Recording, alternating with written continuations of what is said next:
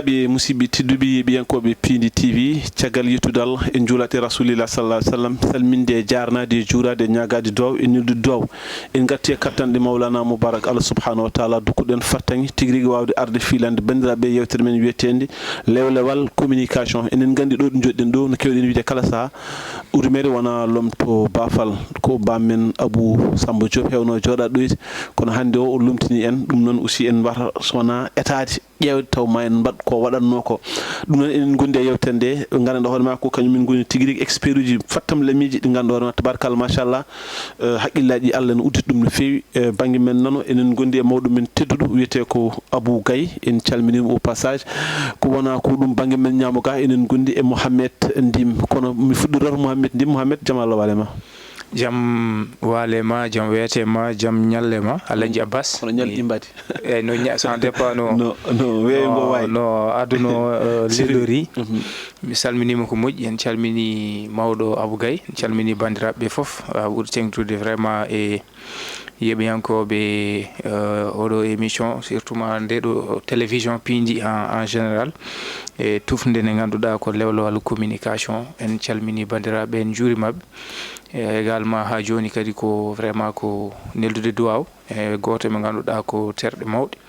mo ganduɗa ko jeeyaɗo e lewlewal communication Alaji Abou Ndiaye ustugol jinnaɗo debbo neldudemo duwaw neldude également dendagal ɓesgu Madina Gounass naɓe foof e kuuɓal Alaji Abbas nde Allah yurmoto yaafo o jinnaɗo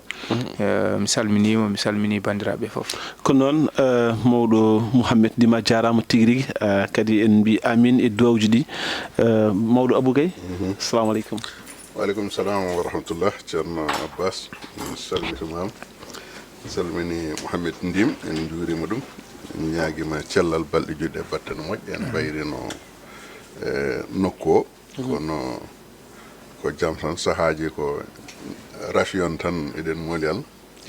e sahaji kadi taw hajuji kadi goɗɗi pi ɗi gandanɗa hoore maɗa mbawa ɗumnede kono eɗen jetta hen Allah no fewi nde Allah artirɗen en kadi mbawɗen rendude tufde nde e heddi noon kadi ko nde wonde e saaha foof ene teska ɗo joni hono Abou Samba Diop o watti dogde no fewi par ce que kala min nde dokkirmi gantu o arat so tawi woni mi ari o doga kanko o rokkira gantu hande wonde ko mabɓaɗo Abou Diop meɗi serde mabɓo ko ganduɗon mo ko kanko woni mawɗo moon kaale gom soɗo cuusi ala min caɗelam woni aɗa noon ko caɗelam woni caɗele ma tan ko a yiiɗa wiide wonde wonani e gonga ala mi wiyan noon ni mais caɗelam woni comme par exemple min bappodir no bappodirta ni no muusimi mi yiiɗa bappodiron ala ɗo wona bappodiral par ce que an aɗa andi min kala nde mi arani mi haalante mi wima wonde mi arani walla mi haalani jibbi mi arani kanko noon o wiyata noon mais kanko ko ene wawi taw ko golle ɗe ala joni Abbas min kam ala mi ala kerim de mi natta en gono kam anne ñanden de eɗen piila ɗo yewtere nde o wari kam o yurni men kadi o ɗum ne ko ma yewtere nde nayi nden wari o yurni men kam o telli eyyi nden kam ko gantu wonno nden ko gantu wonno kono noon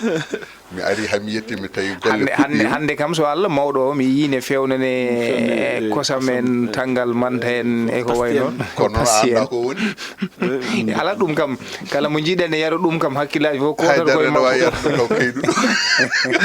ko noon on jarama e yewtere wonade bandiraɓe hono jinnaɗo meɗen debbo woni yummum El Hadji Abou Ndiaye eɗen ɗonomo nde Allah yurmotomo yaafamo harnamo aljanna ko hono noonne kadi musidɗo meɗen Mamoudou Sy jeeya ko toon to Demet to en ko jaggal mawgal kadi e nder Halayɓe kañumne kadi ruttiɗo hanki kikiɗe sanga 14 heures on ɗo hôpital Idrissa Pouye ɗum noon kankone kadi eɗen duwono bandiraɓe Demet naɓe Halayɓe e kuuɓal yo Allah yurmomo yaafomo harnamo aljanna e ko hono noonne kadi docteur Amadou Tall kañumne kadi ko jinnaɗo muɗum debbo sanki ɗo henna kañumne hanki kikiɗe ko wona ɗum ko musidɗo meɗen sehli men tigi rigui ne wiye Seydou Gangue Seydou Gangue ko Podor naajo ko Podor to woni ko jangguinowo kono noon kadi dillowo e jaydiyankagal dillowo kadi e gueɗe ko jowiti surtout to banggue développement communautaire surtout banggue ɓamtare dowri ko neɗɗo mo ganduɗa hono waɗa baɗɗo fayida kadi ko ɓuuri yurminade e yaadu makko ko ɗon ɗo gandanɗa hoore maɗa o waɗino erago ballal won mo yilontono ballal saabu ngakkede muɗum cellal to banggue rafi muɗum won noon koɓe namdano ko nde timmide ko hanki o dartini erago ngo wanno ngo hankadi ko yileteno ko dañama jomum e heɓa walla heeɓi ko yilanteno ko tan kadi ma huccan ko heddi ko o jarni bandiraɓe o yeehi juuloyde jama nde o yalti walla to jomato ene gasta ko toon malaise o liɓimo ko ɗon o hawri e ladial kanko Seydou Gangue o ɗon ɗum noon eɗen dono bandiraɓe Podornaɓe kala e kuuɓal nde Allah yurmotomo yaafomo dendagal jangguinoɓe dendagal dilloɓe e jaydiyankagal nde tawno o gollodiri e jaydeji kewɗi ɗo henna e nder leydi Sénégal e nder département Podor eɗen mbiya yo Allah yurmomo yaafo ko noon mawɗo Abou Allah jarama vraiment ko ɗum musal manggal taw ko ɗum perte par ce que ɗum basal wonande département de Podor sa ƴeewi Seydou Gangue darde muɗum e nder département de Podor ko fof en mbasi hen wona jangguinoɓe tan wona jaydiyankoɓe mais kanko ko darninoɗo population par ce que sahaji aɗa nanni wonen mbiyatma ko o wona maire kono noon ko gollata ko hay maire presque pratiquement gollata ko wayno goɗɗo mo ganduɗa ma vraiment enen jarna ɗum enen duwo ndo Allah yurmto ɗum yaafo ɗum woni jinnaɗo meɗen Baba Mamour Sy mbo Demet enen gandi ko haalayɓe foof waasi par ce que ko haala koye makko to banggue moƴƴereji to banggue darde e enen hawni min kam Allah hoddiri vraiment min dañji vraiment ko gandanɗa hoorema ko ɗon tan guiɗo wawi haddude e bandum par ce que min kawri tan ko hôpital o heptini dadam o meeɗa yiidemi o wi oɗo ko Abbas aɗan ɗum ɗon ko ngelde waɗata ɗum noon kanko Baba Mamour Sy dendagal haalayɓe Demetnaɓe kamɓe kala en dunimoɓe nden ustare goɗɗo ko jinnaɗo men debbo wiyete ko Mamoun Diaw kañumne sanki ko toon to Nouakchott ko na foti artirede toon to Ngawle kañum aussi enen duwonoɓe kamɓe kala yo Allah yurmoɓe yaafoɓe harnoɓe aljanna garen e toɓɓe ɗi gandanɗa hoorema ko ɗum hande tonganɗen bandiraɓe gam yewtande ɗumen toɓɓere men alwonirma en gar e jaltal ngal gandanɗa hoorema Ɗayru Sar yalti kañum ene tijjano Ɗayru e Farba Ngom foof ene jogori yaltude kono Ɗayru kañum tan yalti Farba Ngom hedditima toon net holko saabi ɗum walla holko pamɗen e ko heddi Farba Ngom toon to gandanɗa hoorema woni to dumbirde to ko wona ko ɗum Madiambal Diagne ina jokki e kala subaka pinden en addana en ko ganduɗa ko hay goto meeɗa tinde walla ko hay goto meeɗa andude e nder leydi Sénégal o tintina en ɗum ɗon ɗum noon aussi holno pamirɗon ɗum garen e ɓen ɓe ganduɗa kañum goni remoɓe guerte remoɓe maaro wonko ɓe podanano walla ni sa ƴeewi kala ko yewtidano e mabɓe ala hen foof ko laati wonti tan menali beyi ɗum noon aussi enen jiiɗi vraiment andude beela ko noon foti wayde walla ala ko wona ko ɗum walla toɓɓere men wattidi en so tawi heeƴi ma en gar e enen gandi dowlaji dentuɗi hakkude mum e Iran e Venezuela enen gandi caɗele aussi ne lumbi toon tigui rigui holko mbawɗen famminde hen bandiraɓe so tawi wonko dañƴen hen fam ɗum noon garen e toɓɓere men arwoniri mataw en gardiroto mawɗo Abou Gaye mawɗo Abou Ɗayru Sar dañi fartaŋe yaltude Farba Ngom woppama toon te kamɓe ndenduno ko ganduɗa ko ɗum jagguiɓe holno pamirɗa ɗum walla holko mbawɗa famminde hen bandiraɓe eyyi Abbas a jarama e namdal ngal fodde ko hakkillaji meɗen jaggi hen ko cikkuɗen kadi jakorɗen ko ɗum woni gonga meɗen en mbawa haalde gonga yimɓeɓe en mbawa haalde ko hakkillaji mabɓe nangui kono enen kam ko hakkille meɗen nangui to banggue nanggal Farba Ngom e Ɗahiru Sar min wonde kalmi ɗum e jewteɗe mataw nangude Ɗahiru Sar nde tan ko ha wawa hebde Farba Ngom o kono eɗen gandi ko Farba tan woni jiiletenoɗo ɗum ɗon noon feeñi e ñalawma hanki o walla e kikiɗe hanki o e feeñi e kikiɗe hanki o nde ɓe nanguete ɓe nanguira ko ina tolno e temedere fawde milliard hunde ene yaha ene usso ha wonti sappo ha wonti donc saha kala ene waylo yeehi hankadi ha koɓe tumano ko kamɓe ɗiɗo foof ala ko woni hen min mi haali ɗo e jewto goɗɗe ɗe dañmi fartange wawde haalde mbimi wonde nanggal Farba Ngom e nanggal Ɗahiru Sar ko ganumma laamu ngo gandanɗa hoore maɗa ko kañumen jagguiɓe eyyi ko hankadi koɓe anduɓe hen ɓe jaggi ɓe nanne noppi yimɓeɓe ɓeɗo ko wuyɓe ko jamfotoɓe kaalisaji ena mbayla ɗumen ƴettude kaalisaji bonni ɗum ɗon woni kaalisaji sa nani han blanchiment d'argent ko ƴettude kaalis ko wonno drogue ko wonno faux billet famde ko wonno han kaalisaji gujjaɗi ƴeewa dagnude ɗumen e nder gurdam maɗa so tawi en pacciri ɗum tigi rigui ɗum woni koɓe tuumi Dahiru Sarr ɗum woni koɓe tuumi Farba Ngom tafde ɗumen fedde rendude e nder fedde nde ena mbaɗa gueɗe ɓurɗe bonde donc sa ƴeewi kala hen e laamu ɓennugu ngu mo nangganoɗo hen ɗiɗo konnguɗi ene garta e nder nanngal muɗum ko ɗum ɗo woni ko joomum ko nangira ko hay sinno wona gonga indema boni hay sinno wona gonga nguruma tunwi hay sinno wona gonga ɓesgu ma aybi ana aybi indema bonnama e yeeso ɓesgu maɗa e yeeso bandiraɓe maɗa e yeeso ɓesgu Sénégal naɓe kala e kuuɓal e nder aduna o kala yahama ha tawama wonde ɗum ɗon woodani heddi ko holno ɓe goppirte goppirgol ngol holno wayata est ce que ɓe pinat subaka tan ɓe goppitaɓe yoɓe jaah walla ɓe mbaɗataɓe kono ɓe mbadde Mansour Faye e heddiɓe ɓeni kono no wawi siforade foof eɗen gandi ko woppi Dahiru ko Dahiru wasde ɗum wonde politicien Dahiru wona politicien o homme d'affaires yahata koye gueɗe social yahata koye eɓe gandi nanggude ɓe Dahiru wonande ko Dahiru wi eɓe jogani ɗum fodde 600 milliards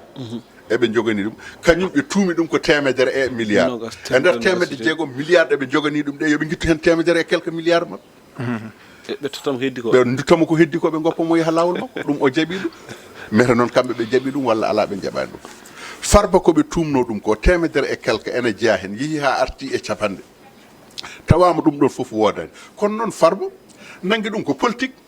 Farba belaɗo mettaɗo kaalɗo cuusɗo haalde kulɗo haalde foof ene andi Farba hande o nanggani Farba so wona premier ministre Sénégal ko ɗum woni ko hunino ɗum woni ko sappino e nder Bosaye kal ɗum woni ko sappino e nder Sénégal kal e nder aduna o kala na andi ɗum haala makko nani e vidéo ji nani e partout kanko wi Farba Ngom oɗo a waɗi campagne maɗa cakkitiɗo hankadi ko ɗo kaddaɗa hen ɗo kaddaɗa hen o jiri kanko o wona Allah o wona nelaɗo Allah o wona Cheikh Tidiane o wona hay goto ko neɗɗo tan no yimɓeɓe foof ni heddi noon ko hande Allah rokkimo fartange Bassirou Diomaye Faye toɗɗimama mo ɗo hay goto welaka hay kanko toɗɗaɗo o welaka ko Bassirou toɗɗimo ko ala kono Bassirou kayne wela Bassirou welaka Bassirou toɗɗademo nde Bassirou welaka ɗum kanko toɗɗaɗo o welanimo ko Bassirou toɗɗimo ko welnomo kay ko kanko o toɗɗo Bassirou o jooɗoɗo Bassirou joɗɗo o jooɗoɗo Bassirou joɗɗi o toɗɗo Bassirou d'accord so welimo o waɗa Bassirou no waɗi Farba Ngom ni so welimo o waɗa Bassirou no waɗi Moustapha Diop ni so welimo o waɗa Bassirou no waɗi Mansour Faye ni e woɗɓe ɓe limtiraki wadde somi faami ɓeɗo foof aɗa wawi wiide ko kanko tan woni kanko tekkirondi wona kanko huni wona kanko sappino Farba Ngom kanko wino ɗum Mansour Faye kanko wi ɗum o yi haw wi Mansour ñaata batlalo o Mansour no foti daɗe noddumami ko kanko wino Moustapha Diop kanko wino Lat Diop joni noon ɓeɗo foof o tuumi ɗumen ɓe foof goppama haalaɓe ha heddima ɓeɗo ɗiɗo Moustapha Diop e Farba Ngom wadde holko wiyete en anda goɗɗum ala ɗon ko wona ko ndoola ko min wino ko mbinomi koko alay saago ko min waɗa ɗum tan tene kadi ko min tewi waɗi ala ko neɗɗo wawi hen heddi ko Sénégal caɗele muɗum hande wallahi Ousmane haali wonde Sénégal jogui probléme autorité ɗum kay ko kanko woni autorité Sénégal Sénégal kay so tawi joguima caɗele autorité ko kanko woni autorité Sénégal caɗele ɗe wadde ko kanko wadde ko gurten ko fof en mbawide ko kanko musiba gonɗo e nder leydi Sénégal mbimi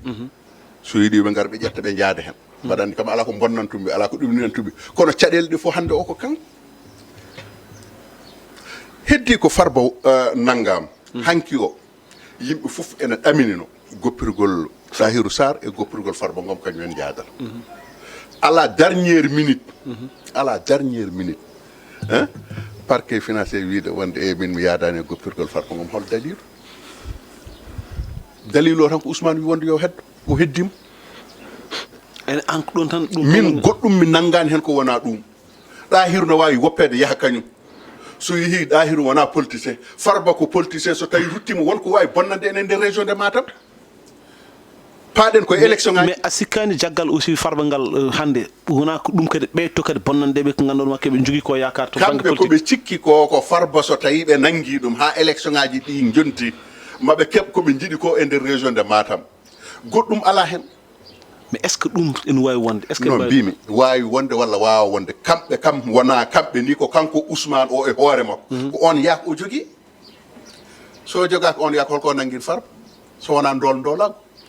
ko wiyanno Macky Sall e laamu muɗum ƴettude justice ene hutoro ɗum ƴettude armée ene hutoro ɗum ƴettude police et gendarmerie ene hutoro ɗum ko ɗum woni kanko ko waɗata hande ko noon te kadi ko ɗum woni ko haalno ko ɗum woni ko gandanɗa hooremaɗa ko yetti yimɓe ɓe ko e kadi aɗa andi musibo so tawi neɗɗo haali wiye aha kadi omonayi waajo hande o leydi Sénégal ɗo yarata hande ɗo yehi ha yettima e taɓande nde gandanɗa hoore maɗa hakkude leydi Sénégal e FMI wiyama wonde taɓande daña walla feere fewjama feere nde nana woni e rewede ene ɗamina ɗo enne e saaha daɓɓo ma golle ɗe juɓɓu o ngalñita ɗum o ari o larniti o ulli hen leydi o waɗi hen kaani e poobare ɗumanaji fof o irniti ko wino Bassirou Diomaye Faye wonde Sénégal ala autorité o ruttima o wi Cheikh Tidiane Dièye ko mbuubu tan kala ɗo leppi ko ɗon o ruttitima o wi hande o Cheikh Diba ministre des finances leydi Sénégal so yettima e musiba mo yetti hande o ko Cheikh Diba saabi ɗum o ruttitima o wi wonde Mabouba Diagne e fawde caɗele remoɓe ɓe jogui to banggue ɗum ko kañumen ko noon tigui mawɗo Abou Gaye a jarama no fewi Mouhamed Ndim monsieur Farba Ngom ruttinama toon to prison hanki ɓesgu Sénégal foof gonduɗo e makko e mudama fof en jogui no jorto wonde on foti wawde woppede no ɗayru sar woppirani ha ala dernier minute wiya e wonde ko alay saago ruttito holno jiiruɗa ɗum eyyi mawɗo Abou de haali kam so Allah waɗi agrémenté sababu o foof gandi kam mbawa ittude oɗo dossier e waasi wonde ɗum politique sibu no lelori ni hay sa ƴeewi tan a tawat vraiment kadi ko ɓuuri ko hen ko jalnade ni ko fonno yiyede kay ko Farba Ngom yalti Tahirou Sarr peut être procureur waɗi appel nana ƴeewe holno yaltat sibo eɗen gandi nangi Farba Ngom koko nangi Tahirou Sarr ko donc ko dendol gotol nangi non en gilende ɗum waɗi en jooɗima ɗo kalden ɗum ɗo en goyi ɗum ɗo en piiɗo e taaɓe mawɗo Abou en kaali ɗo ha mbarñi vraiment mais malheureusement ko justice Sénégal hande no wano sa ƴeewi justice Sénégal ko vitrine wonno hewɓe ne garanno ɗo leyɗele wawde vraiment walla ɓen ɓe ganduɗa ko magistrat ji men juge uji men ñawoji leydi Sénégal yimɓe ne garanno ɗo vraiment walla ina jahatno tutade toon e leyɗele goɗɗe beele ƴettude exemple uji e no Sénégal no yarata ni to banggue justice to banggue démocratie e koye noon mais hande sa yi no yarata ni sa yi dossier Farba Ngom o haali ɗum en mbawa ittude ɗum e to banggue politique mawɗo Abou haali Farba Ngom Ousmane Sonko nde ari nde Agnam nde ari nde Saint-Louis wattodiri ko Tenguej nde o wiyata min ko min waɗatanoma e ministre de la justice en wawa itede e guesa dawrugol sibo ko min waɗata proposé ko min waɗi proposé tottumi ɗum président de la république waɗi validé mbimi ko kaari toɗɗimi ko kaari ɗum donc o haalti ɗum nde ɓe mbaɗata ɗo mi anda ko ñalawma mabɓe national dey mi anda des martyrs ko way noon ɗo wiyata wonande Yacine Fall kañum ko économiste wona juriste pourtant gonnoɗo jogui mo ganduɗa aduna mum carrière mum foof gurdam mum ko hen woni ko Ousmane Diagne mo ganduɗa kañum vraiment guele nde ari ko ni ɓe gandi on kañum wona neɗɗo mo ganduɗa pression ne waɗa ko ganduɗa ne wanna ɗum ko rewani lawol ɓe kaɓi ɗum ɓe itti ɗum ɓe gaddi Yacine Fall gilari bon Yacine Fall arde mum noon aɗa ɗon kadi il faut mbawen famde ministre de la justice sa arini peut être aɗa jogui ndigal seeɗa aɗa wawi jogade pouvoir et procureur de la république woni ko jeeten ko mo ganduɗa Ibrahima Ndoye ne waɗa so neɗɗo ari e plateau haali ko ɗum ɗa joomum waɗa ɗum convoqué waɗe garde à vue e ko way noon kono noon il faut pamen ñawoje Sénégal walla eɗen jogui justice mo ganduɗa hande koɓe mbiyata ko les magistrats du siège ɓen kañumen hajuji mumen ngala e ko fati e politique so tawi jomumen ngari ɓe ƴewat ko texte uji ɗi ko laawol haali ko ɓe totta ɗum ressort mumen heddi noon sa yi le cas de Farba Ngom oɗo appel sa ƴeewi eɗen kuli ma jooɗo lewru nde fuɗɗo ƴewtede ko way noon donc ko toon politicien ji ɗi mbawata rewnude no kam mawɗo Abou yiide ni gueɗe mumen beele ɓe mbaɗane satisfaire rewnude procureur en e ko way noon fo e wadde noon tan ko vraiment ko jogade quand même muusalla e justice Sénégal sibu ɗum ɗo Abbas holno leyɗele ɗe holno ɓen ɓe ganduɗa kon ɓe leyɗele goɗɗe holno ƴewrata Sénégal no wano nden sa ƴeewi ɓen ɓe ganduɗa ko wonnoɓe justice so tawi ha joni saɗa hetto banno juge Kéba Mbaye vraiment a tawat Sénégal ne jogui kelle ɗe ganduɗa vraiment to banggue ñawoje e ko way noon mais malheureusement hande en jii kamɓe politique o ɓe bonni kala ko fatuno oɗo président nde o ari action o adi wadde ko wadde assise de la justice o noddi ɗo Aissata Tall Sall no noddi kamɓe fof yimɓe mbiya ɗum de vraiment ko fuɗɗi ko ne moƴƴi kono noon jiiɗen kam ɗo jogori faade ɗo fewani ko guila ɓe noddi Cheikh Bara Ndiaye en ngari jooɗi aɗa so tawi mbiɗen ko assise de la justice a noddi Cheikh Bara Ndiaye a noddi o mo ganduɗa ko Clédor en donc an wadde ko kalten ko e ko watte ko donc vraiment en jii malheureusement ko ɗen caɗele gonɗen wuurde ɗo ene te leydi so yeehi ha ani fonno wonde sauveur men ko justice parce que kañum woni dernier rempart kono en jii ko puɗɗi yiide ko kam so Allah wona ko ganduɗa ko ene nawa vraiment ene mana leydi ndi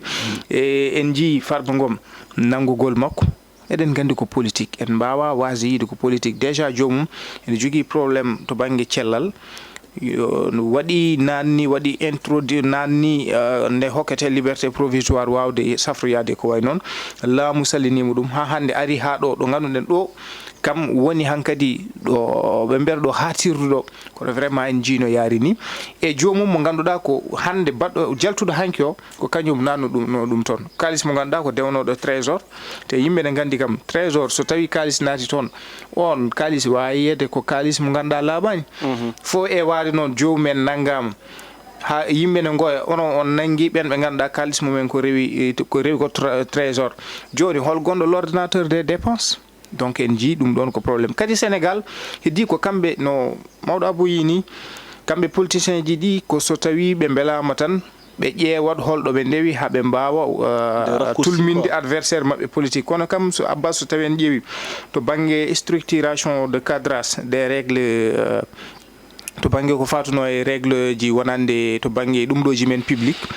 a tawat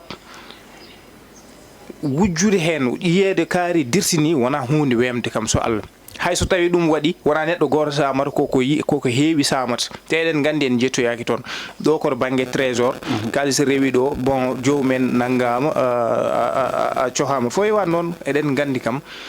oɗo dossier o wona dossier ko dossier politique hande vraiment président hoore mum yo andu ko kanko waɗi engagé so tawi ko Ousmane Sonko peut être woni caggal yimɓe ne mbawi ɗum miijorade kañum ne wawi rewrude primature rewrata koye ministére de la justice rewo e procureur Ibrahima Ndoye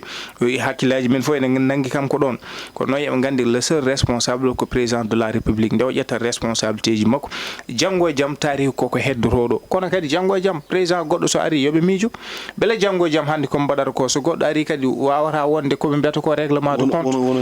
ɗon fof ene jaari miijade Aladji Abbas ko noon ɗum noon fof ne jaari miijade en tout cas ko ɓuuri ko labde Farba Ngom dossier makko haqqille kam ɓuuri tongude vraiment ko ɗum dossier politique ɗum noon yo Allah faam vraiment belma Sénégal umma e oɗo étape wawa yewtude étape goɗɗo garen e Madiambal Diagne Madiambal kañum subaka Allah pinɗa fof omo yaltina ko gandanɗa hoore ma ko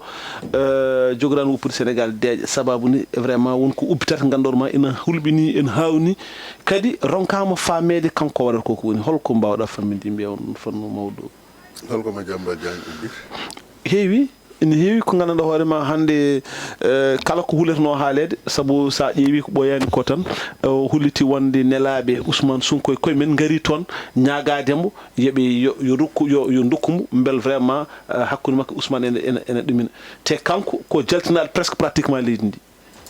sababu nde hulde wonde wonko mofti gandanɗon so yaltini ɗum ene wawi leydi ndi rewɗon way kono wofonde ni e aɗa andi hen banggue wonno eɗen ñawra eɗen mbawi wiide Madiambal ko mette muɗum woni e haalde eɗen mbawi nanguirde ko musal makko hen banggue ko mette makko saabu Ousmane ne waɗanno noon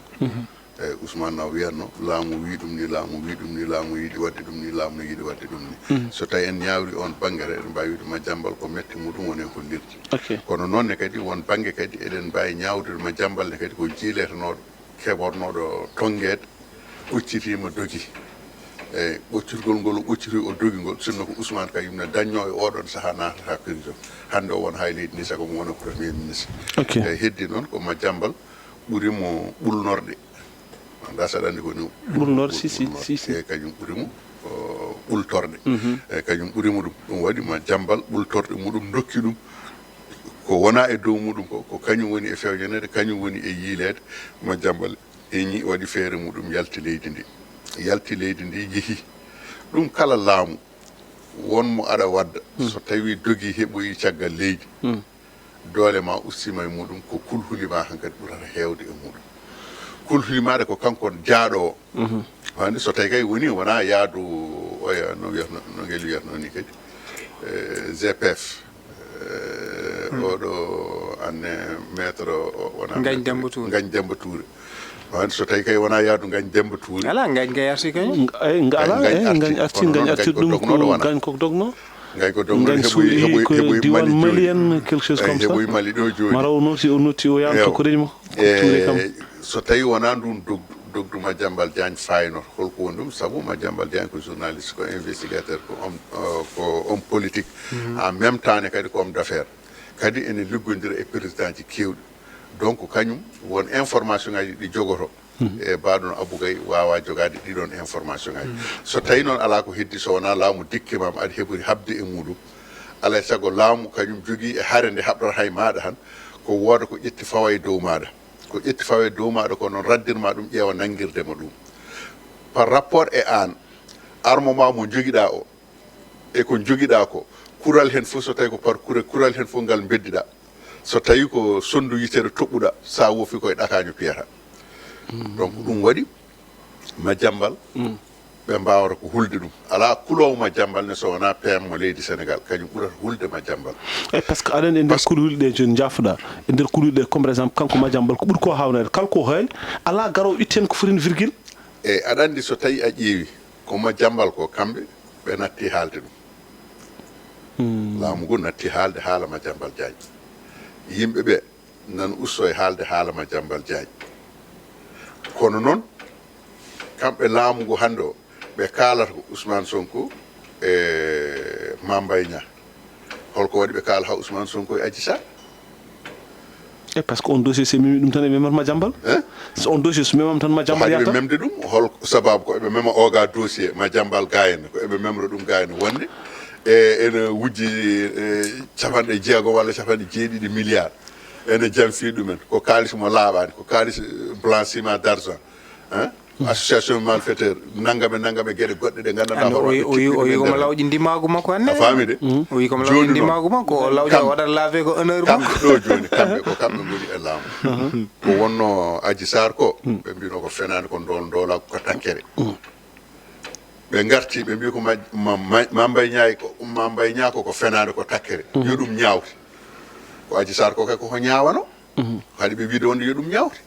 fuɗɗorto ko gotel tan ala hakkude hade oɗo Mame Mbaye Niang taw e Ousmane adi ko hakkude Ousmane e Adji so tawi kay ɓe ndewrata koy ko par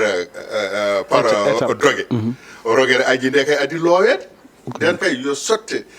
irfe sikire sammire seeɗe condi e cengle ceerɗe ande beela ko wiyatno ko wona e meta ko wiyatno ko ha capanɗe jeetati e pawɗe fittandu keddi e nder muɗum meta ko ɗum takkere walla ɗum wona takkere mayɓe ɓe jinnaɓe muɗuɓe nanɗo coppini babiraɓe muɗuɓe nanɗo coppini ɓe hen ɓiɓɓe muɗuɓe nanɗo coppini holko jeeyi sababu maɗum ɓeɗon nodda holko jeeyi sababu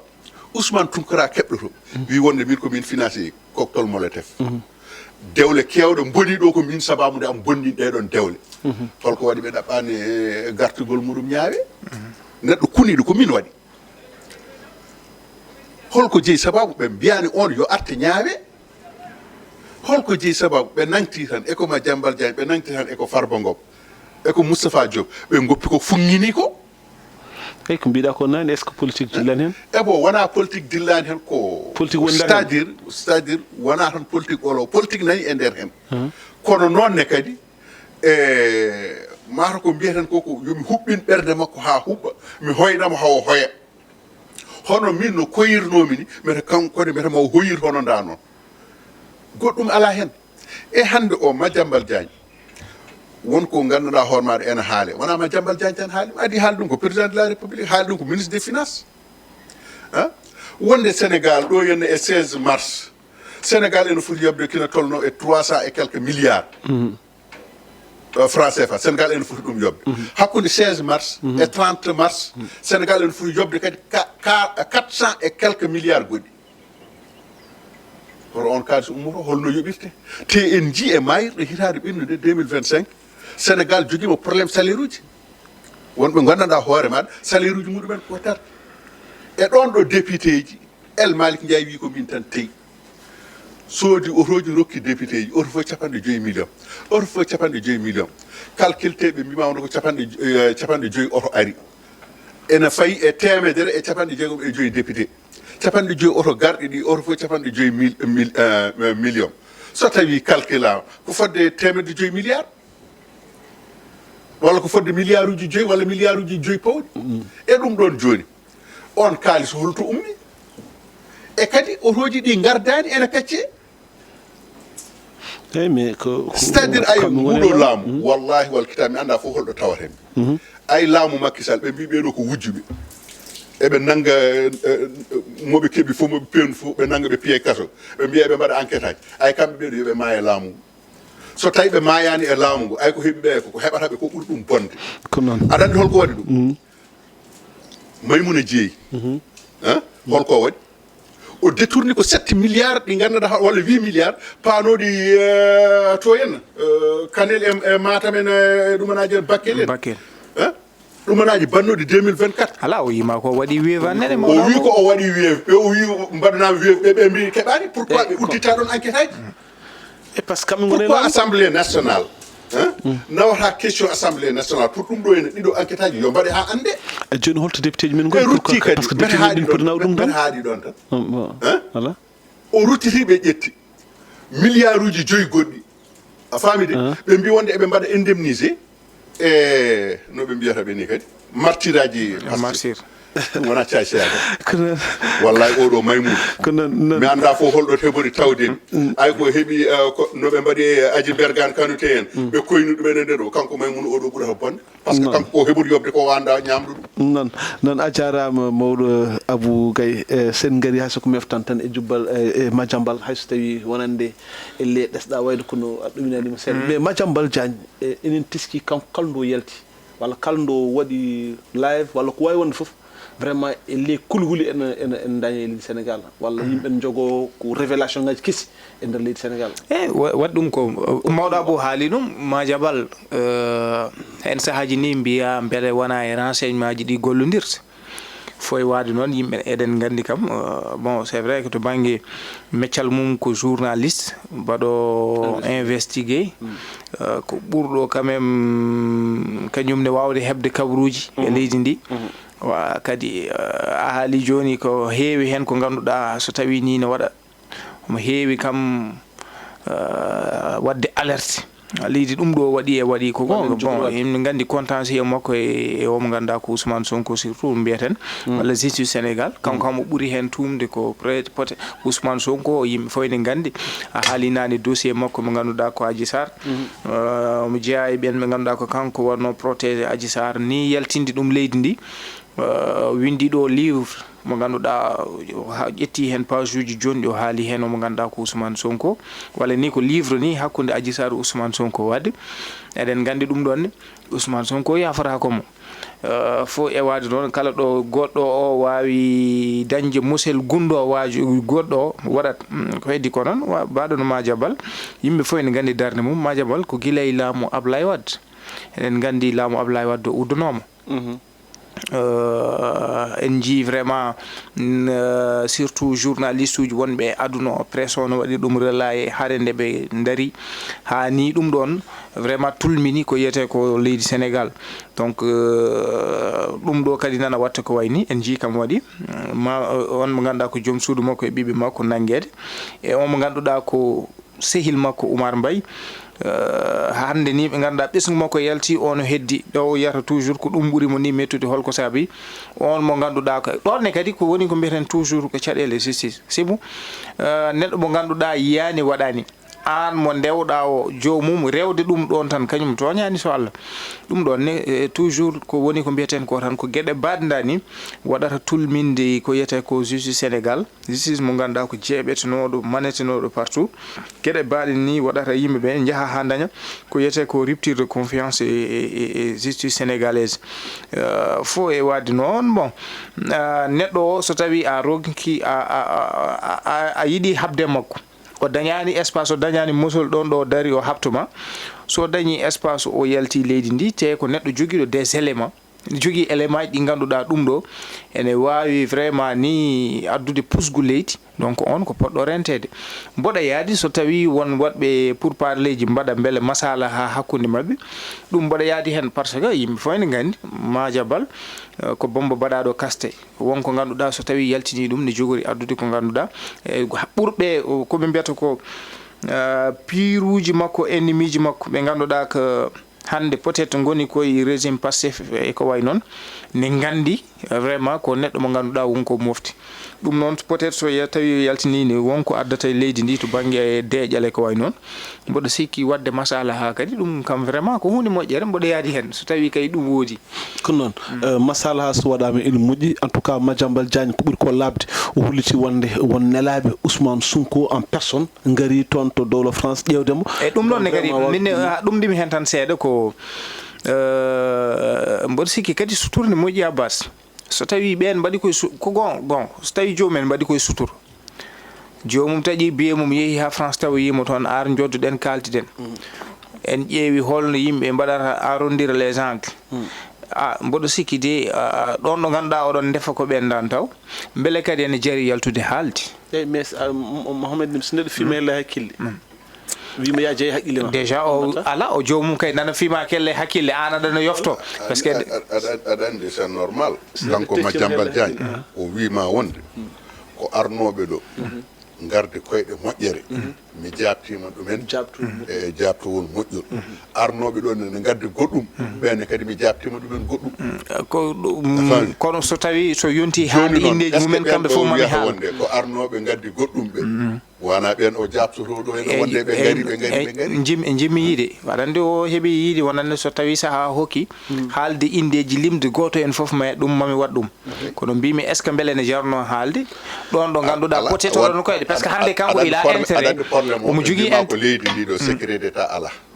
mais secret d'état koko foti wodde noon secret d'état foti fuɗɗorade koye yam Abbas fuɗɗoro e ma fuɗɗoro e wonɓe hande secret d'état foti fuɗɗorade koye gouvernement taw mi jaaɓi gouvernement noon so tawi yeehi ene sakta sirruji muɗum baɗon Abou Gaye so sakti kay ala foti wiya ala gouvernement sakta sirruji Ousmane Sonko holko wi garen mawɗo premier ministre Sénégal holko wi président de la république wonko gandanɗa hoorema ko hakkude premier ministre et président ko ganduɗa hoorema ko hakkude premier ministre et ministre uji muɗum hein donc kaɗon haala so tawi tawyama dinguiral bawɗi hol biyete jalti en tout cas enen mbawi wiide hande leydi Sénégal en manqui ko wiyeteno ko homme d' état par ce que sa ƴeewi ko wayno par exemple Djibo Leyti Ka en ko wayno yo yurmo yafoɓe vraiment mawɓe men ornoɓe ɗo hen goto foof ko wayno comme par exemple hande Moustapha Niass wonko anden leydi Sénégal ko ganduɗa so haali ɗum ene wawi Sénégal rewɗo fuus mais kam hen goto foof nen jagui ɗum ɗo woni secret d' état garen e remoɓe woni remoɓe guerte remoɓe maaro enen gandi ko ɓoyan ko gardiɗo jagoɗo o yaltino hollidde wonde inchallahu rabbi ɓoyata tan donc omo jonggol ɗum konngol omo heewi ɗum tambade ɓoyata mais ɓoyata o ele ene ɓooya ha vraiment addi filñetere remoɓe vraiment hande ɗum gondu en gonde muusal surtout remoɓe garte remoɓe maaro hen goto foof nen jogui stockoje muɗum nen joɗɗini ronki andude hoto yeyata ɗum eyyi ko ne waɗi probléme o fuɗɗi ko guila e début o en kalin ɗum début o guila vraiment ɗeɓe taƴani kamɓe yo ɓeɗo ɓe kaɗata to banggue yeyde mais également surtout jiidi wonande ko ɓuri ko heewde yo Sonacos ƴettu ɗum eɗen gandi Sonacos en kaali ɗum ɗo en kalti ɗum en kaali kala jooɗotooɓe ne haala e plateau ji en goyi ɗum eɗen gandi Sonacos ko entreprise poɗɗo ƴewtede yimɓe fof ne gandi ɗum ko taƴana ko ni ha joni humnani ɗum wonande laamu ngu yi ko Sonacos ittanama ko abbi e 300 000 tonnes to banggue guerte ɗe déjà 300 000 o ko fuɗɗi ko wadde exploité wonani hay 200 000 tonnes taw ɗum ɗon ko goo ɗiɗaɓo o ni ko ha joni auto ƴi garɗi to banggue chèque uji ɗi arɓe yeyde ɓe aɗa ara tawa ɗon gonɗo ɗon yontere tawi ɓettanaka ɗum ɗani aɗa andi ɗum ɗon ko probléme fo e wade noon en jii chinois ji ɗi ɓe diddino ɗumen chinois ji arannoɓe ha ɗo cooda guerte ɗe nawa ɗum caggal leydi te kamɓe yewɓe guerte ɓe ni kamɓe arachide ji ko ɓen ɓe ɓurno ni wawde dogante wawde yeyde ɗumen nde wonno ko coodata ko ɓuuri hewde wonti e mabɓe ganduɗa payata ko Gambie en e ko way noon toon ɓe tawoyto jomumen dognata ko sartaji jamma walla joguiɓe otoji jaaha e clandestinement ene taccinoya ene joyiya ɗum to banggue Gambie o e ko way noon donc foof tan ko probléme aji mais en jii gouvernement o ƴetti pellital yiide wonde min jaaɓi wajiɓe yo ngar jewn guerte mon woodi ko fuɗɗa ko hen waɗede en jii mawɗo leydi haala kaw haalno nde o yeehi toon to bassin arachidiére o yiide wonande peut être tardement o waɗi ko toon to ministre des finances et du budget woni hoorejo jagorɗo so tawi kalis o yaltinama waktu nde fonno nde yaltude ɗeɗo caɗele kono fof e wade noon ko bonatno ko boni heddi ko holno ɓe mbawata wadde feere ɓe mbawa ƴewde ko wawde quand même sappitade caɗele baɗɗe ɗe kamɓe remoɓe ɓe hol mécanisme uji ɗiɓe pawata beele wawde wallude ɗumen hay so tawi ƴettude fonds uji ni wawde wadde ɗumen financé par ce que eɗen gandi ɓe paari koye campagne déjà actuellement ni beele ISRA fotani fuɗɗade golle mum wawde wadde distribué to banggue comment dirais-je awdi ndi e ko way noon déjà ko hen wona hayso tawi ISRA ni en jii caɗele ɗe jogui to banggue ɓen ɓe ganduɗa ko technicien ji mumen yaaɓe grève foy ministre jagawɗo kalfinaɗo Njulago en nani o yaltini hanki communiqué yiide wonande to banggue maaro ko ɓe usti hen to banggue riz brisé o mboɗo sikki saka foof ɓe usti hen 500 et d'après noɓe kaldi mais a tawat to banggue effet o wonande waɗa ɓurani wadde impacté e yimɓeɓe maintenant ko hol mécanisme uji ɗi pori fawde mboɗo sikki alay saago ɓe jottido e kamɓe ɓe ganduɗa ko julankoɓe remoɓe ɓe addoɓe ɓe maaro consommateur en par ce que eɗen gandi SOS consommateur en e woɗɓe nanɗo ɓe mbawa joddade mumen Abbas ɓe ƴeewa caɗele ɗe holɗo ɓuuri wawde hettude ɓe mbawa yaltinde so tawi kalis no woodi kam ɓe mbi ko leydi ndi ala kalis ɓe ƴeewa nangi wallude yimɓeɓe sibo hande actuellement ni crise économique o yimɓe fof jii ɗum te nana ɓeydo waɗ yarude yeeso maintenant hol mécanisme uji ɗe pawata sa ƴeewi joni to banggue vallée du fleuve Sénégal o a tawat toon heewɓe nan toon jogui maaroji mumen donki yeyde tigui min battindimi haaldude koye mawɗo Amadou Sow mo Dimat haalni kam ko magasin aji jogui to banggue déstockage maaroji ɗi ganduɗa donki yeyde ɗum ha wonno wayata a tawat maaro ko hay sa hutorima ɗum waɗat odeur pour ñaama ɗum ko probléme te probléme o ko yimɓe ndema mbasa dañde mais a reman daña maaro noon ka yeyde ɗum ɗon ne kadi mboɗo sikki ko probléme ko caɗele mawɗo Abou Gaye mbi sikki mataw garen tan hayso ko meftande e remoɓeɓe holko teskiɗa hen vraiment Ousmane Sonko yihin toon e mabɓe holliti wonde ko leelata so Allah jaaɓi kina tolno e 5 milliards ha d' ailleurs e nder ñalawma o tan boom ɗum réglama te ɗum ha joni remoɓe kadi nen jokki woyde par ce que wadde mata ko réglate kamɓe nguɗo laamu ko laamu potoje e fodore noon aɗa wawi fodande neɗɗo joni yaha ɗo mo wuuri ɗo e duuɓi ɗiɗi ɗo e duuɓi tati taw fodore nde yettaki eyyi ɗum woni ko nguɗo laamu ko waɗata ko an Ousmane Sonko so tawi o yeehi to remoɓe o wi ɗumen Sonacos e ko wino ene sooda fodde 50 ujunere tonnes ronki sodde ronki sodde 50 ujunere tonnes sa wi ɗum wonde yo sod 450 ujunere holko jiɗɗa wiide Sonacos walla jiɗɗa ko rendinde kadi Sonacos e remoɓe ɓe a faami haɗani ɗon tan Mabouba Diagne jagorɗo kalfinaɗo ko fati e ndema e gaynaka e ko ummoto e muɗum holliri wonde ndema ka ene rewi lawol ko soña ko heewi holliri wonde to banggue commercialisation no foti yaadude e ko nandi hen o ari o wi ɗum wonde waɗani haydara musiba o fof ko kañum waɗi coggu guerte ɗe ko kamɓe ɓe mbanno lancé guila mois de novembre famde campagne commercialisation o udditama kilo guerte ne yeeye 6.1 famde kilo guerte jeeyete 6.1 o yimɓeɓe jii guerte ene keewi yiɗɓe sodde ene keewi kono joom kaalisaji en ngala ko yeeytotoɓe keewi rutti woni rewɓe e nder hen hay sino tawi enen jogui kaalisaji enen jiiɗi sodde ɗum tawno ko coggu bolle puyɗe ɗum ɗon kamɓe remoɓe ɓe min de mbiyanmi min de hooram ay min mi haali ɓimi wonde nayo mbannomi choisir sene pied mbiyanmi ko yo muus pourquoi taximan jakartaman étudiant ambulant ko yo muus pourquoi wona kamɓe ndernoɗo ɓe mbi wonde na dem joni noon koɓe mbiyanno na dem ko oɗon musiba joni woni ko jorte mabɓe ko ɗen caɗele woni ɗeɓe guuri hannde ɗe kamɓe remannoɓe guerte ɓe gouvernement ji ɓennuɗi so tawi mbiɓe yo mbat kilo guerte 4.4 ɓe mbiya wonde loppet ɓe jeeyani ɗum koɓe jeeyata ko kilo guerte 100 walla 90 sona ko sooda e mabɓe sodira alay saago ala ko wawi hen ko ƴettete ko wattete nebam ko so tawi wattama nebam litre nebam ponnoɗo yeeyde 90 o yeeyete ko 120 litre nebam ponnoɗo yeeyde 190 o yeeye 100 holko waɗi ɗum kañumen coodi koko tiiɗi jogui ko yimɓe ko ligguinteɓe ko yoɓeteɓe par lewru jogui ko patantuji jogui ko fof facture aji ɗi joɓata état famide ɗum ɗon fof nana fawi e dow coggu ngu ɓe coodata kilo guerte o kamɓe yeeyoɓe remoɓe ɓe jiyani ɗum ɓe jii tan ko kalis o kamɓe guerte mabɓe nani yoɓe cood coggu prix mo ɓe mbi o ɓen yo cood ɗum alay saago ɓen so tawi coodi ɗum alay saago jippoto ko e nder miskineɓe heddiɓe jippoto koye mabɓe kono noon ɓe calculta ɗum e kadi ko wona ɗum ko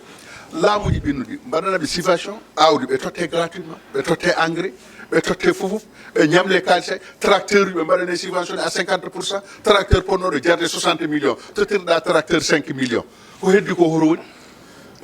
wona ko kamɓe daari eɓe kaɓa e laamu ngu nguɗon laamu yeehi joni woppidiɓe hen hoto machine aji wona kamɓe foof kay kaɓe laamu ngu mawɗo abo 80% e mabɓe ko haɓɓe e laamu ngu par ce que koye ɓeɗo gonnuno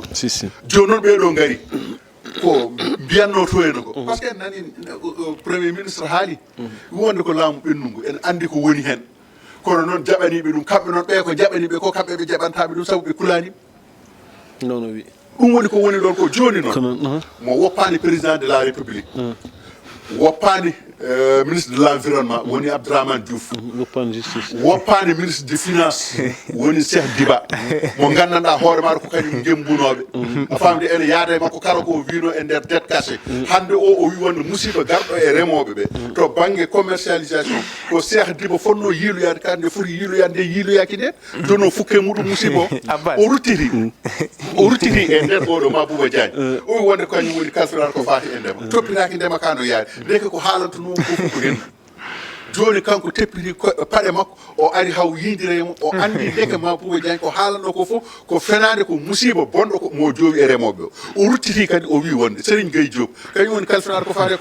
commerce e industrie o wi wonde kañumne kadi sengo ngo heedi ngo musiba gonɗo tono ko on waɗi ɗum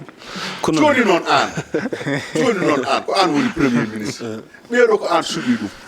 ne hayno kamɓe an kay kam ko an kordonta kamɓe koɓe mbaɗata ko an kay aɗa foti andude wonde so tawi rewi lawol walla rewani lawol guila nde nangga dat coñal guila nden poɗɗa yilloyade ganda ko soñete ko no foti soñama gasi noon e joowa rutto toon ƴeewa ko joowa ko holno foti wiyama wonde commercialisation yo fuɗɗo haade mum fuɗɗade ya ha toon ganda holko commercete ko holɗum jiya ganda kalda jomumen ganda ko ɗum kono noon ɓe mbiwonde ko frontiére uji uddama Sénégal kañum sodata guerte gila ndi wiya wonde campagne o udditi fewde e ñallagal hande lebbi ɗiɗi ngakkude seeɗa ha ɗo ala ko ɓe jeeyi hanki ɓe mbattidi wiide wonde e frontiére uji udditama kala jiɗɗo yo ar soda ko noon frontiére uji udditama kala jiɗɗo aɗa andi mawɗo Abou kanko e Ousmane Sonko ɗo ɓe koɓe hoddi ɓe goɗɗodirani a ƴeewantu kam mbaɗan tan wonko woni hakkude mabɓe ba non wona question wonko woni hakkude mabɓe ay so tawi a ƴeewi min ko kalmi ɗo ene ko no kalɗa ko fof woodi ko kalmi ɗo ko toɓɓe tan ɗe gandanɗa hoore ma no mbaɗa ɗum nin ɗum ay so tawi o golli ko moƴƴi haala makko to banggue haala sahaji ene moƴƴa ene weela kono probléme o ko haala ka so juuti so juuri tan wodat mo attaque noon donc ɓayde so juuri ma won mo attaque te toɓɓe ɗe gasi ha laaɓi ceer presque hojomaji men gasi ha laaɓi ceer garen tan e toɓɓe men ndeɗo wattinini hayso ko meftande goto fof 1 minute États-Unis en ji vraiment ɗiɗo dumunaji en teska hakkude Iran Venezuela États-Unis jagguɗo woppuɗo États-Unis dal nen hokko ndolago holko mbawɗa fammi hay sok 1 minute eyi probléme wona probléme kam alhaali États-Unis d'Amérique guilay Donald Trump andi ɓuri bonde fof ko kangaɗo puyɗo bon beele kadi ko ɗum koɓe mbiyata ko aɗa andi dowlaji dentude Amérique kamɓe intérêt ji mabɓe ɓe ngala hen kersa ɓe ngala hen no ɓe mbiyata ni donc sen jii ko yahata ko sibo sa ƴeewi hannde wonande wadde capturé omo ganduɗa ko Nicolas Maduro sa ƴeewi to banggue Venezuela ko intérêt wonande États-Unis woni hen to banggue sa ƴeewi matiére premiére gonɗo toon ko wayno pétrole Venezuela que sa ƴeewi to banggue imo ko 3.3 milliards baril de pétrole e nder aduna o fof ko jogui koye pétrole kamɓe mbaɗi hen 17% o woni koye nder Venezuela wadde aɗan ɗum ne heewi déjà ɓe jeeya koye leyɗele waɗɓe ko yiyete ko initié OPEP wonande to banggue leyɗele joguiɓe pétrole e ko way noon en jii hannde États-Unis woni koye rupture hayso tawi ɓe jogui des réserves kono ɓe wawata hokkudeɓe jaam tan ko ɓe mbaɗa ɓe daña mainmise e nder Venezuela ɓe mbawa wadde contrôlé e pétrole Venezuela ko ɗum woni ko waɗi donc en jii haare nde hayso tawi fuɗɗinoma guilay Hugo Chavez Nicolas Maduro guila ari toujours eɓe ƴeewa holɗo ɓe mbawa rewde beele ɓe mbawa dañde ɓe keeɓa Venezuela hayso tawi prétexte mabɓe ko yiide wonande Venezuela ne acca des narcotrafiquants ne jeeya drogue ene mbaɗa ɓesguji mabɓe an ɗum ko haala tan eɗen gandi non ko prétexte par ce que eɗen gandi narcotrafiquant ji ɗi ko jeeyaɓe hakkude Mexique e ummotoɓe Bogota bon Cuba ɓe ɓuuri wawde hayso tawi noon ɓe mbaɗata transité ko par Venezuela e ko way noon kono eɗen gandi kam ko waɗiɓe ko ummade objectif o ko dañde mainmise e nder pétrole mo Venezuela ɗum waɗi woni ko wone wadde sa ƴeewi to hannde holto o noddoyte ko Greenland to Danemark yiide waɗande ala kulli haalin min codat oɗon île par ce que sa ƴeewi on île ko espace mo ganduɗa sa ƴeewi to banggue géopolitique c'est vrai que base mabɓe nan toon base Chine nan toon base Russie nan toon en jii hanki o yalti o holliti wonande Danemark min codat premier ministre Danemark bon Greenland yimɓe min codani Greenland min jeeyani o wi ko par force ɓe mbaɗat ɓe kamɓe mbaɗat contrôlé sibu so tawi ɓe mbaɗani ɗum contrôlé Chine walla Russie sibo eɗen gandi enen hannde to paaɗen ɗum woni ko mbiyeten hannde oɗo saaha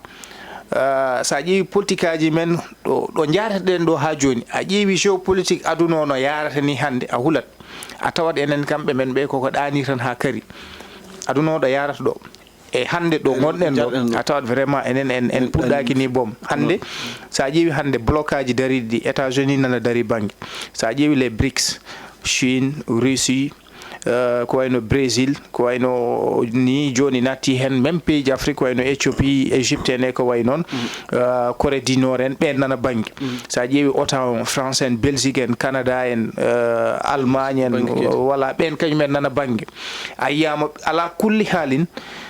déjà a jii Chine ko fuɗɗi ko wadde eɗen gandi paaɗen koye guerruji guerre to banggue bon en kaali banggue guerre commercial en gueele ko way noon hande en jii ko fuɗɗi ko wadde hakkude dowlaji dentude Amérique e Chine hayso tawi ɓe mbaɗata ko guerre par des pays interposés en jii ko Chine hollita ko to banggue Taiwan eɗen gandi oɗo arsenal de guerre mo mbaɗa toon déployé kam wona pour ne Taiwan ko hollude États-Unis d'Amérique minen nde pardon fof minen min paari sa ƴeewi joni Russie oɗo heccanki oɗo rocket noɓe mbiyata orchesnique moɓe beddi aɗa andi ɗum ɗo ko hollude signal yiide wonande aha noon dowlaji dentude Amérique mi yii ko puɗɗiɗa wadde ko kono andu emin jogui oɗo arsenal ɗum ɗo e ɗum ɗo e ɗum ɗo ɗum waɗi so tawi en jii ko yaha won kewata toon ko a yii enen ɗo gonɗen ɗo a tawat ko ɗum probléme bon fo e wade noon hande gonɗen ko e jammu mo weetani sibu sa yi États-Unis darde dari ndi déjà e ɓen kala haala Iran ni waɗoyde toon des frappe e ko way noon te eɗen gandi ɓen jogui des bombes nucléaires donc ɓen hande kañumen ne beele janggo koye no Russie en Chine en Corée du Nord en garata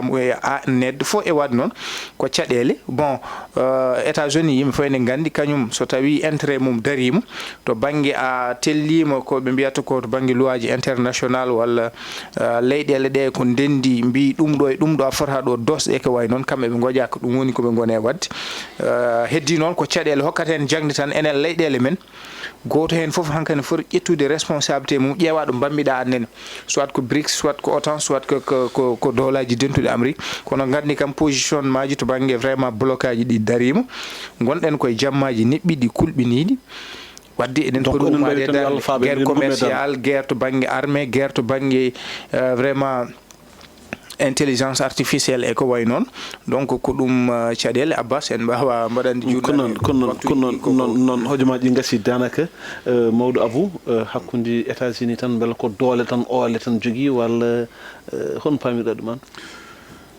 eyyi aɗa andi États-Unis ko woni e dow muɗum ko déjà ko woni Venezuela ko déjà kamɓe ko wonno fandare mabɓe ko ɓe puɗɗima hen ko pétrole ɓe puɗɗima ñebde sen garte haala laamu meɗen nde ɓe goni opposition ɓe mbi wonde ko Makki fuɗɗima mankude hankkadi ɓuucade kamɓe ne ɓe puɗɗima ɓuucade ɗo ɓe goni ɗo e kadi hoto jejjiren ko woni hakkude États-Unis e Venezuela ko ɗum woni Saddam Hussein holto woni